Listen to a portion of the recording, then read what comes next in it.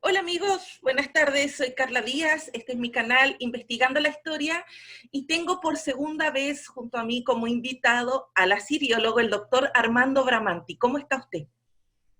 Hola, buenos días a todos. Buenos días, Carla. Gracias por tenerme aquí. Muy bien, gracias. Espero que tú también estés bien. Súper bien y súper contenta de tenerlo nuevamente. Es un lujo, es un privilegio poder tener a un asiriólogo en Investigando la Historia.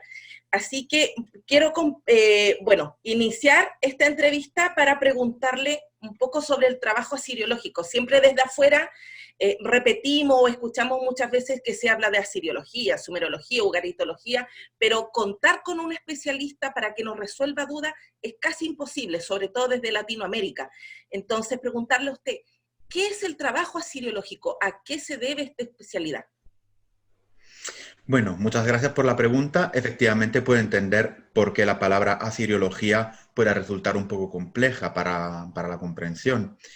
Efectivamente, asiriología es un término histórico que hace todo más complejo hoy día porque no solo estamos hablando de asirios, de donde la palabra asiriología obviamente procede, pero también de muchas otras civilizaciones mesopotámicas.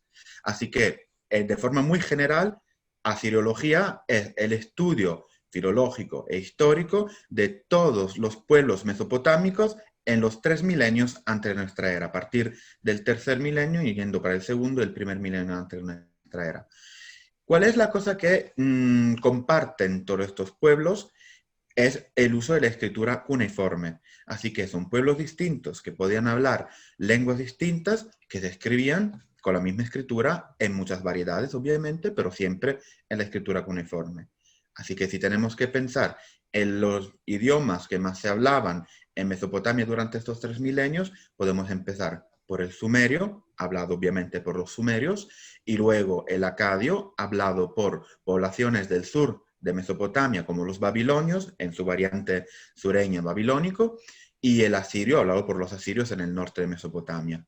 Pero también se escribían en cuneiforme muchísimos otros idiomas, como el hitita en Anatolia, el elamita en Irán, Elam actualmente Irán, o también, como estaba diciendo tú, el ugarita. Por lo tanto, la asiriología es una especialidad que une dentro de este término paraguas muchas otras especialidades, como la sumerología, y la ugaritología, la mitología, etc., etc. Ahí, ahora que usted habla de sumerología, yo tengo esto, que estudié con usted hace más de un año, cuando usted estuvo en Chile, en la Es verdad. introducción a la lengua sumeria. Eh, a pesar de que usted se especializa como asiriólogo y menciona todos estos pueblos que tienen en común con el cuneiforme, también usted tiene que aprender sumerio y acadio, ugarit, un poco de todo. Exactamente. Bueno, un poco de todo depende de la especialidad. Un asiriólogo, como estamos diciendo, es un historiador y un filólogo. Así que el trabajo histórico no puede prescindir de los textos, pero por la misma forma, el trabajo con los textos no puede prescindir de una aproximación histórica. Y además, aparte de filología por un lado y historia por el otro lado, también tenemos la arqueología. Un asiriólogo no es un arqueólogo, pero también tiene formación arqueológica y por lo tanto tiene que tener en cuenta en su labor también el trabajo de los arqueólogos, de los compañeros y también conocer las bases de la arqueología. Así que, ¿qué significa? La formación de un asiriólogo es una formación compleja, como muchas otras profesionalidades, que consta de muchas disciplinas distintas. En primer lugar, las lenguas antiguas de Mesopotamia, y como estaba diciendo, uno se puede especializar en algunas de estas lenguas y culturas, pero también habrá que conocer otras lenguas para, digamos, otras lenguas que completen la formación y luego, obviamente, conocer también metodologías históricas, arqueológicas y los trabajos de los compañeros historiadores y arqueólogos. En mi caso, yo me especialicé en sumerología, es decir, que casi todos los días trabajo con textos sumerios del tercer milenio, pero esto no significa que yo no tenga en algún momento también que dedicarme y trabajar y leer textos de otras culturas, como por ejemplo textos en acadio. Una pregunta, en especial el cuneiforme sumerio es diferente a los demás, ¿cierto? Es como una lengua aislada. Entonces, ¿qué tan diferente es del acadio? Porque uno ve desde afuera cuneiforme y ves lo mismo, o sea, para mí es todo lo mismo, pero sé por las clases que usted dio acá en Chile, esta introducción, que es aislada, que no es una lengua semita. Absolutamente. Tienes mucha razón, Carla.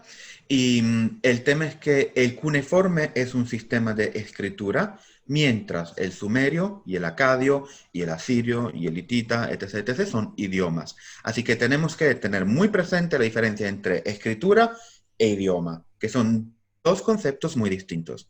Así que la escritura siempre es la misma y es el cuneiforme, exactamente como tanto el castellano como el alemán, como el finés, como el ucranio, se escriben con la misma escritura, que es el alfabeto latín. Pero los idiomas pueden ser muy distintos.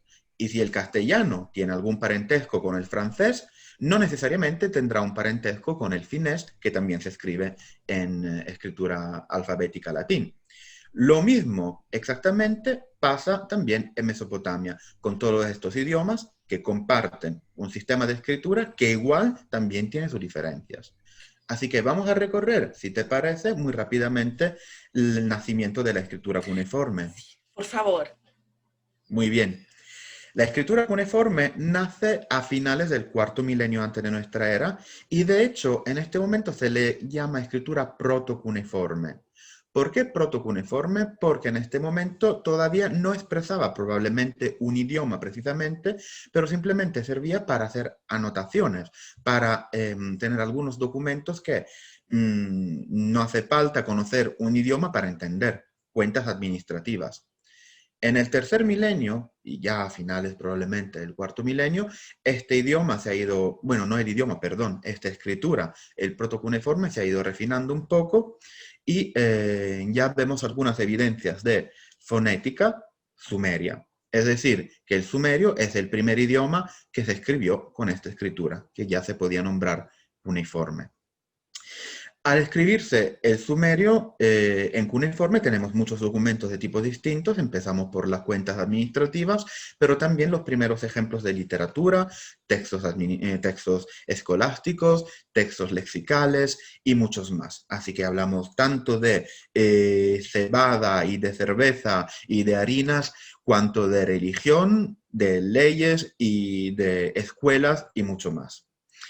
El tema es que en Mesopotamia no solo había los sumerios en el tercer milenio, pero también otras poblaciones que, igual como los sumerios, eran endémicas de ahí. Una de esta población, probablemente la población que luego llamaremos de los acadios, que tenían su propio idioma, un idioma de tipo semita, mientras el sumerio, como justamente estaba diciendo tú, es un idioma aislado. ¿Qué significa aislado? Para los que nos están escuchando y que por primera vez escuchan esta palabra en relación con un idioma, es un idioma cuyo parentesco se desconoce o simplemente no existe. Un idioma que no tiene ningún otro idioma que se le parezca. Así que esto es el sumerio. Por desgracia, a lo mejor, porque así no podemos entender tan bien el sumerio como nos gustaría, haciendo comparaciones con otros idiomas, pero sí, es aislado. Mientras el acadio, que luego tendrá, como estábamos diciendo antes, su variedad es babilónica en el sur y asiria en el norte, es un idioma semita, y semita significa, por lo tanto, que tiene otros idiomas, tanto antiguos como modernos, que se relacionan con él y que tienen algunos parentescos. Dentro de estos, el hebreo, que también se habla hoy día, o también el árabe, obviamente, que también es un idioma semita, y muchos más. Y por lo tanto podemos decir que el acadio en algún momento evolucionará, bueno, se apropiará de la escritura cuneiforme y a partir de la escritura cuneiforme desarrollará su propio sistema de escritura que será muy parecido al sumerio, pero que tendrá algunas diferencias, que a lo mejor luego explicamos un poco más, pero ahora dejamos sentar un poco los conceptos. Ay, gracias, se pasó, muchas gracias. Eh, ¿Cómo es posible desde Latinoamérica poder especializarse en asiriología? Acá es bien limitado, sobre todo en Chile, este tipo de estudios, y la gente realmente se interesa hoy en día por todo lo que tiene que ver con el mundo mesopotámico, con su escritura, su lengua, sobre todo quienes hemos partido estos estudios desde la Biblia.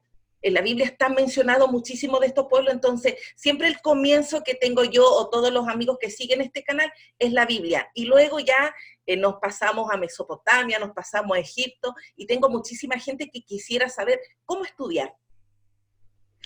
Tus preguntas, como siempre, son muy interesantes, muy entretenidas y tienen muchas respuestas. Así que, a ver, poco a poco. Hemos nombrado la Biblia como comienzo de los estudios. Y puedo entender que en algunas regiones del mundo esto puede ser el comienzo, tanto como fue efectivamente en los estudios siriológicos, también el comienzo históricamente. Y vamos a ver por qué dentro de muy poco. También hemos nombrado Latinoamérica y las posibilidades de estudiar este tipo de disciplinas en Latinoamérica, pero para entender por qué no tenemos mucho en Latinoamérica, tenemos que entender también dónde es que tenemos muchos estudios de este tipo. Así que empezamos por este lado de la pregunta y luego, a lo mejor, si se me olvida, luego volvemos a la Biblia y a los estudios en Latinoamérica, ¿vale? Ya. Así que, ¿dónde se estudia sirología? Bueno, yo en este momento me encuentro en España. Además estamos hablando en español, así que efectivamente hay asirología en España, en español y en algunos países de habla hispana. Pero esto no son el centro de los estudios asirológicos en este momento. El centro de los estudios asirológicos son países donde la asirología primero se desarrolla en una trayectoria histórica que comienza a mediados del siglo XIX. Y estos países son, por lo tanto, Alemania, Francia, Inglaterra, también Estados Unidos, y luego también otros países europeos donde se desarrollarán sus propias tradiciones, como por ejemplo Italia, y un poquito más tarde España, Austria, República Checa, Hungría, etc., etc. Así que todo comienza a mediados del siglo XIX en Europa, podríamos decir en la Europa central. ¿Por qué? Por las primeras excavaciones que se hacen en el Próximo Oriente. Y por lo tanto, algunos museos muy importantes, como el Louvre de los franceses o el británico de los ingleses, se llenan de materiales que provenían efectivamente de excavaciones en Asiria, en el norte de Mesopotamia. Luego también se empezarán excavaciones en el sur de Mesopotamia, donde ya también los Estados Unidos y Alemania tendrán su propio lugar y por lo tanto también se harán cargo de los materiales que se encontrarán ahí y lo llevarán a sus propios países. Teniendo estos materiales, es obvio que se desarrolla un interés mayor en la población o también en las universidades, en los museos, en las colecciones, y por lo tanto se empiezan a tener cátedras, departamentos, facultades donde estos conocimientos se podían transmitir y por lo tanto enseñar. La historia de los otros países que hemos nombrado, los países europeos como Italia, España, República Checa, Hungría, y fuera de Europa, como ahora dentro de poco iremos también a Latinoamérica, es un poco distinta, porque al no tener este interés primigenio desde el comienzo de las excavaciones a mediados del siglo XIX, todo fue un poquito más complejo. De todas formas, la sirología hoy día se enseña en muchos países distintos y tenemos que tener en cuenta no solo la sirología, pero también en general los estudios de Próximo Oriente Antiguo, que incluyen también historia y arqueología.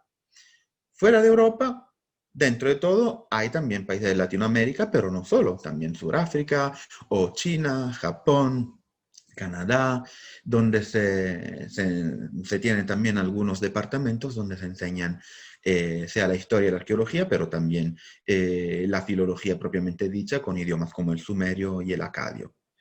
En Latinoamérica, ¿qué pasa? En Latinoamérica tenemos algunas tradiciones de estudios, sobre todo en dos países. El primero es el Brasil y el segundo es la Argentina. Estamos hablando justamente de Chile, contigo y con nuestros también, con la gente que nos está escuchando. ¿Se puede estudiar asirología en este momento en Chile?